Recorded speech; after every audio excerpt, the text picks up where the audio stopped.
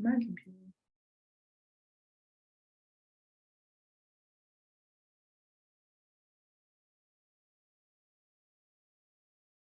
Okay. Can you guys all see this? Yeah, I hope so. If not, I'm sorry. So my name's Tor. If you don't know me, I'm not really going to introduce myself too far because I want to teach you these things. So if you want to get to know me more, you can go follow me on Instagram. But I'm going to teach you and share with you how I stay authentic on my. Yes, I am recording it. Okay, bye. That was just Courtney. Okay, anyways, I'm going to teach you how to stay authentic through every stage of life and to continue to show up. Thank you. Here's a little bit about me. So I started this journey in kind of like the middle of 2020. I was an ER nurse working in the middle of the pandemic, trying to get pregnant. I'm married to a cop, and at that time, Black Lives Matter movement was on and popping. So to say we were a little scared and stressed in our household is an understatement. Dog mom, and then I had this like huge flashback to my childhood trauma, so we were dealing with that, and then my grandpa died. So that's like 2020 wrapped up. 2021, still an ER nurse, started traveling, became really tired of the bullshit and started to understand that coaching, partnering, whatever, could truly benefit me long run, and taking this into more of a like, I want to do this full time rather than just like this side hustle that I referred to. Still trying to get pregnant, literally stressed 24/7 because I was hating my job, wanting to do this. We were in mandated overtime. Like, I can't explain to you what it was like to work as a nurse during that time, but it was 0% fun. Depression and anxiety, steel healing, setting boundaries, and standing up for myself. I also had zero family support when it came to being a body partner. That just wasn't there. They thought it was just like this big joke, whatever. In 2022, still travel nursing, extremely annoyed with the BS and wanting more out of life. I finally got pregnant. I knew I wanted to be able to be home more with my baby. I worked 90+ hours a pay period on top of coaching. I was also deemed a high risk pregnancy. I have autoimmune disorders, whatever. Postpartum hit right during the holidays and when seasonal depression is at like an all-time high. And then right now, presently, I'm still travel nursing, except I was able to drop down to part-time because of being a body partner. My commute is an hour and a half. I am trying to navigate postpartum, being a brand new mom, still having dogs, still married to now a detective. Like, life just is ongoing and always crazy. And I'm not sharing this with you so you can like see like, oh my gosh, like she's gone through all this. Okay, I've been through all this and I still showed the F up. Can I swear in here? Sorry if it offends you. But I went through all of these things and not one time did I ever step down from the business or stop showing up on social media. So if you're somebody who feels like something big is happening in your life and you need to like take a step back, or you feel like there's too much going on and this is like the easy thing to push to the side, I'm going to challenge you to lean into that hard and show up more for like coaching, being a body partner, showing up for your team, showing up for your PS coaches. Just know that like behind the scenes, all of us are dealing with shit, and it's how you move forward and not just crumble and fall. Okay, so number one, you have to like yourself. So 2020, like looking back, I don't like that person. Like, she is not someone I would hang out with or invite to like come over to my house. Like, please stay far away. So things that you need to consider are like, are you consistently working on yourself? Are you doing your vital behaviors? Are you showing up for your workouts? Are you putting in the time and energy into your personal development? And if you're not doing those things, then you need to be doing them, because that's going to make you a person that you enjoy being around. Like, not everyone's going to like you, but you need to like you. And you can't really show up authentically unless you like yourself. So keep that in mind as you are going through those like tough times. Another thing you can think about is, would you follow your own account? If you are on somebody else's phone and you go stalk yourself, is that an account that you would click follow on? If it's not, then you need to make some changes. Like I said, would you want to hang out with yourself? For me in the beginning, absolutely not. Now, like, yes, girl, let's kick it. And then do you give up when things get hard? And would you want that from your coach? So just think of those things as you want to give up or stop showing up as your true self. Just think about, you know, is this something that you would look up to? Because that's essentially what we're doing. We're setting the standard for who we want on our teams and who we want to work with. And personally, I don't want to work with somebody that's just going to give up when shit gets hard. Like, we all know life happens. So think about those things and use them to show up more.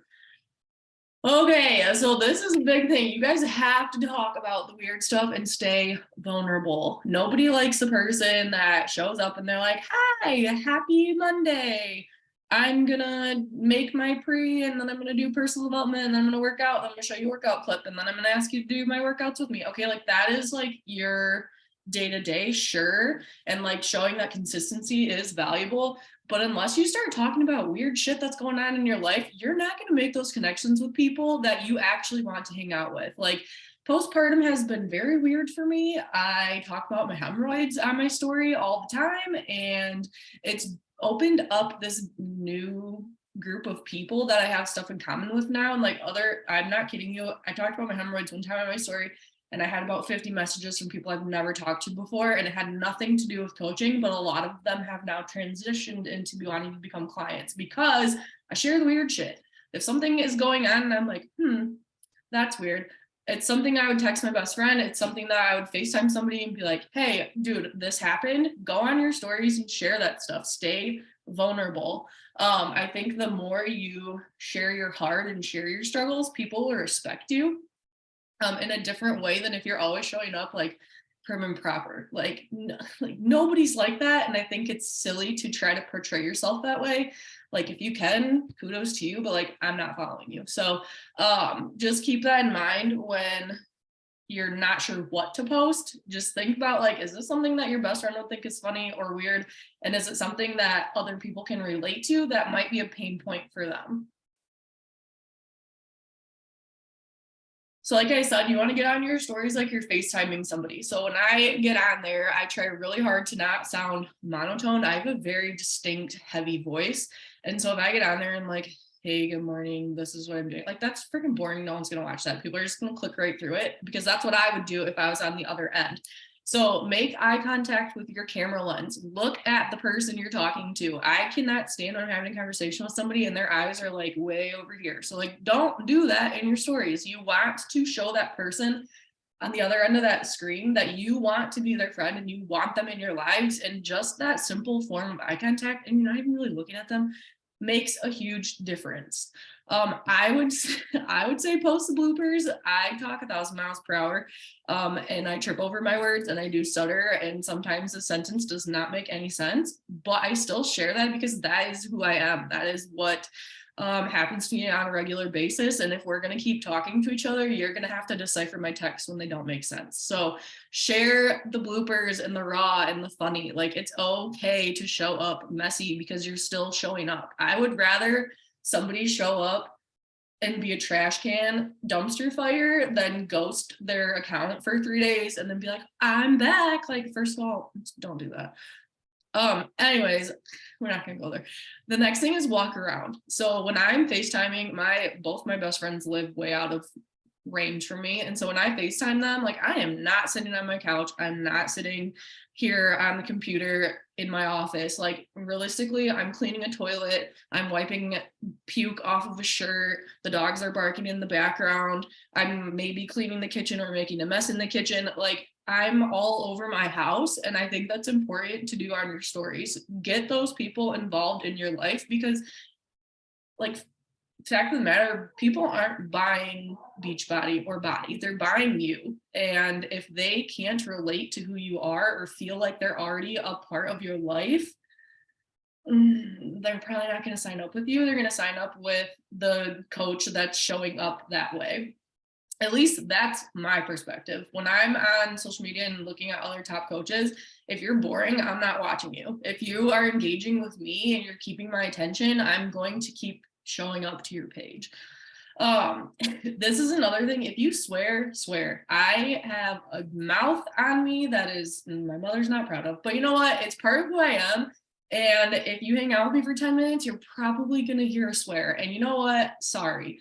But that's who I am. And I'm not here to change who I am as a person. I tried for 24 hours to not swear in my stories, and it was hard. So like, that's not who I am. So I'm not going to portray myself as that person and pretend that I'm better than somebody that swears. Like, I don't care.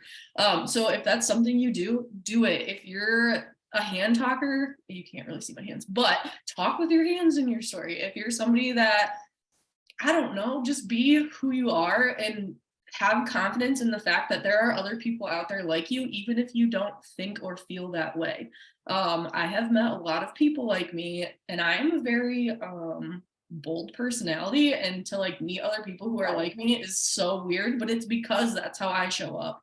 And then also see, there it is. Don't worry about who is watching. They don't pay your bills. And I heard this when I first started coaching because I was terrified to show up. There's my dogs.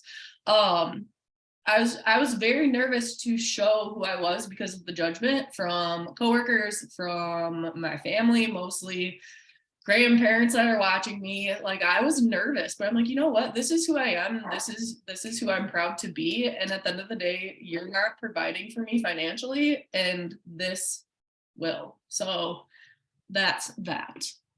I talk really fast. I'm really sorry. Do you have questions?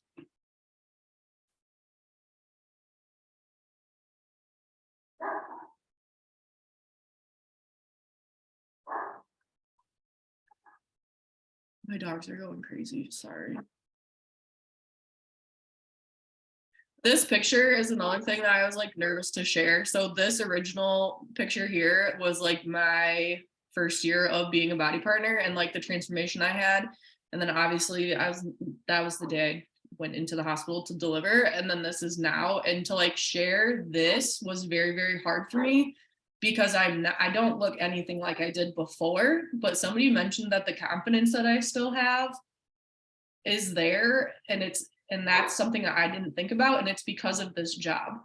So if you're doubting this, sorry, I'm very distracted by my dogs. If you're doubting being a body partner, slam it in a hole, put a lid on it, and ignore it, because this is what will happen to you if you stay.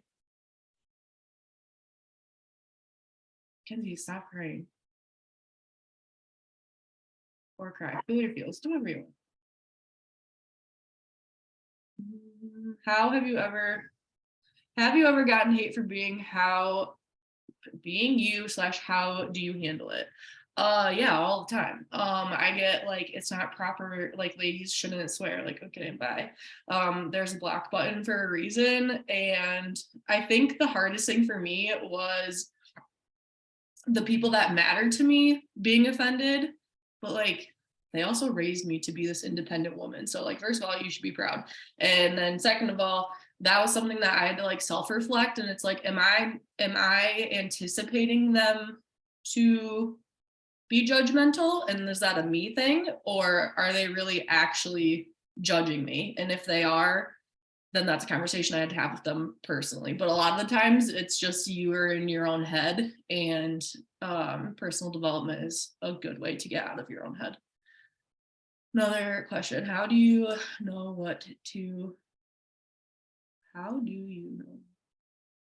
do you have a plan or schedule? No, my stories are they are hour by hour, and it takes 15 seconds to post a story. If your stories are more than 15 seconds, most likely people are not watching it completely. So just also keep that in mind when you're talking on there. I just think about when I'm sitting there and scrolling, I'm not listening to you for a whole minute. So like, short and sweet is better 90% of the time. And please make sure you have captions, and please make sure you have a call to action, or there's no point in posting. I typically post for a purpose. And like, I don't have a schedule. I just share things throughout my day.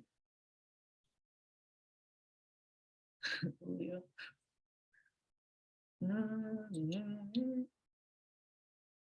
don't see any other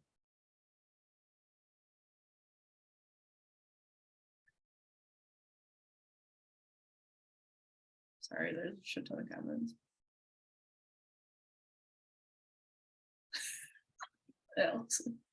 Yeah, dude, talk about weird stuff. I've had so many people message me, they're like, hey, how's your hemorrhoid? Oh my god, dude, it's still on fire, but it's cool.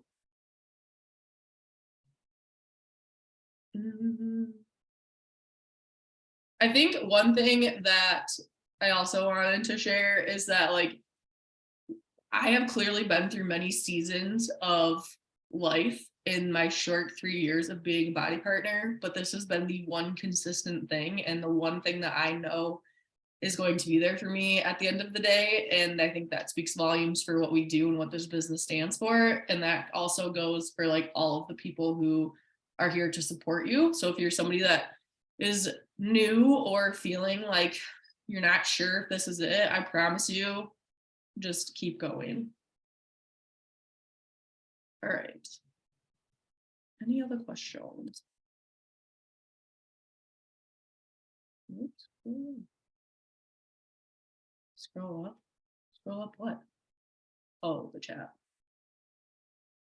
Sorry. Can you talk about how you stayed consistent while working 90 hours plus in a week? Yeah, so that was a hot mess. I worked, I don't like that I can't see you guys. Okay, hold on. So I quite literally worked 5 to 6 days a week, and they were 12-hour shifts every single week from January until June something. And so for me, it was more so staying, at that point, I did have a schedule of what I actually posted every single day. So like Monday, it was coaching related, Tuesday, it was whatever. And it just kept like every single week, the topic was the same. And then now I think you can see me. So the topic was always the same for each day, but obviously the post was different, but staying organized in that aspect was huge. I did often make like batch reels so that like I would be at work, and like if you're a healthcare worker, you don't get breaks. Like lunch breaks are a joke. That doesn't happen. So like I had them all pre-made on my days off. I took 30 minutes and made 7 reels and had the captions on there, had the like call to actions already in there, had the hashtags in there. And then because I'm paranoid, I saved every single one of them to my camera roll just in case Instagram glitched. And then also I copied and pasted the captions into my note section on my phone. That way I could just copy and paste if things glitched. And then also now I can go back and use those same posts with like different reels or different pictures, if that makes sense. When you were working more hours, did you? Okay, so that was hard to be active on my stories, but people knew what I was doing because I'm very forward with what I do as for a living. So like I would share like, this is my morning routine. I'm about to go bust my ass for 12 hours in the hospital. Who knows when I'll see you, but I'll see you when I see you. So I literally talk to my stories like I'm talking to my friends, and they know when I'm at work, like my phone is not going to be used. But if I did have like a minute where I was walking to lab or walking to the pharmacy or doing something where like, okay, I could take my phone out while I'm doing something else, I did. Posting pictures of like my food is a big thing. So nutrition is a huge part of my journey. So I would share those kinds of things, but being intentional with everything I posted during those times made a big difference. Favorite PD recommendations. My top 3 favorite PD books. Okay, guys, I don't like reading, so bear with me. But right now I'm reading Can't Hurt Me by David Goggins. This one is very, very good. It's a little bit more like his story, his life, but then there's chapter challenges at the end that really are kind of like a gut punch. So I really like that. Anything by Gary John Bishop is a good read. Anything for me that isn't lovey for personal development, I vibe with more. But I am more of like a podcast girl, so I listen to a lot of Trent Shelton. He's probably my main one, and then there's a couple like Unfuck Yourself is one, and then there's one that says it's yellow and it swears in it. I'll find it and post it in in the thing, but that's like what the thing is. So I typically listen to PD more than I sit and read it because, well, I don't have time and I have a scroll grade, so I'm not trying to read. Okay. Let's see.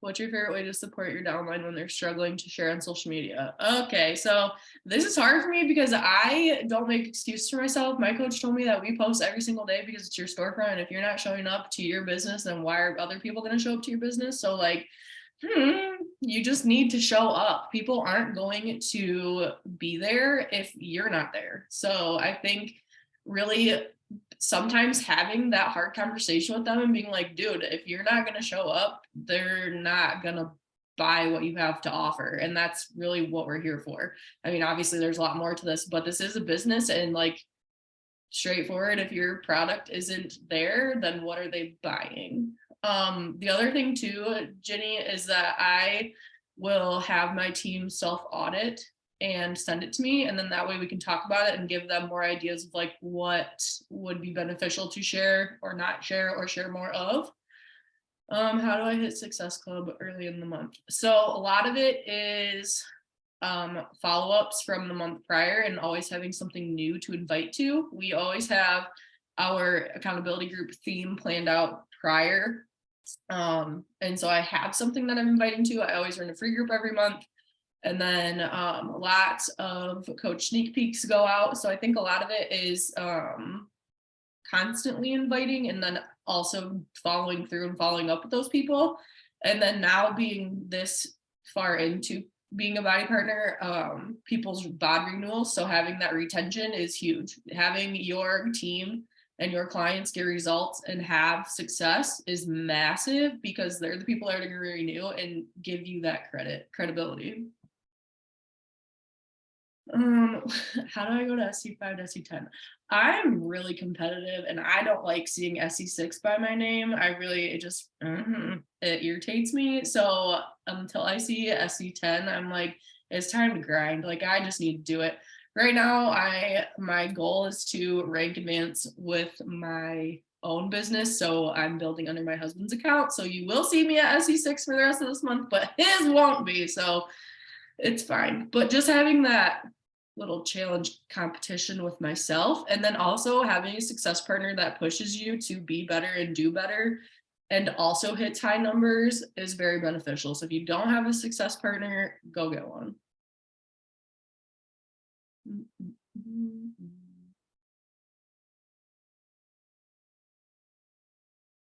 Yes, helping him build his account. Thank you. Okay, that's it for questions. Yeah. Can we start at the power hour early? Like, is anyone worried about it? No? Okay. If you need to go pee, go pee. I'm going to put up the thing. Let me stop sharing.